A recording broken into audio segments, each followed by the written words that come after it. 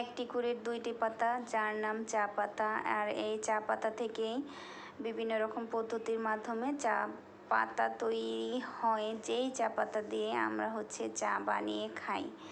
যখন কোনো অবসাদ ক্লান্ত অনুভব করি তখনই কিন্তু চা খেতে ইচ্ছে করে, আর চায়ের যখন চুমুক দিই তখনই কিন্তু আমাদের ক্লান্তি দূর হয়ে যায়।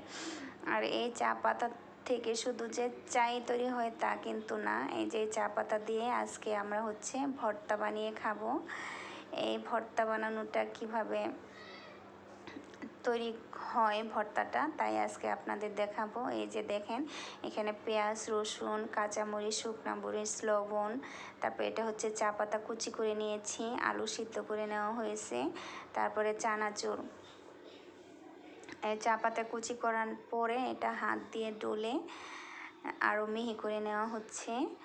এখন এগুলো সবগুলো একসাথে মিক্স করে চা পাতার ভর্তা বানানো হবে। আর এই যে কষ্ট করে চা পাতা ভর্তাটা বানাচ্ছেন যিনি, তিনিই কিন্তু আমাদের জন্য সেই সুদূর সিলেট থেকে কষ্ট করে এই চা পাতা নিয়ে এসেছেন, নিয়ে আবার নিজেই সব কিছু রেডি করে মাখিয়ে আমাদের চা পাতার ভর্তা করে খাওয়াচ্ছেন। তো চা পাতার ভর্তা বানানো কিন্তু একটু কষ্টসাধ্য, তবে খেতে যে এতই মজা লাগে যে এই কষ্টটা আর অনুভব হয় না। আমরা যারা খাই আমাদের কাছে তো ভালো লাগে, আর যে বানায় তার কিন্তু খুবই কষ্ট হয়। তো আপনারাও এরকম করে চা পাতার ভর্তা বানিয়ে খাবেন, দেখবেন কত মজা লাগে। কারণ চা পাতার ভর্তা খাওয়া যায় সেটা হয়তো বা অনেকেই জানেন না।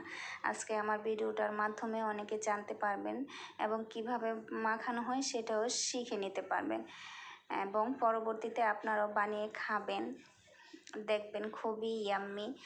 আর যে কষ্ট করে এই চা পাতা নিয়ে এসে আমাদের বানিয়ে খাওয়াচ্ছে তাকে তো অসংখ্য ধন্যবাদ, কারণ তিনি যতবারই বাসায় যান ততবারই চা পাতা নিয়ে আসেন আর নিয়ে আমাদের সযত্নে এত কষ্ট করে ভর্তা বানিয়ে খান।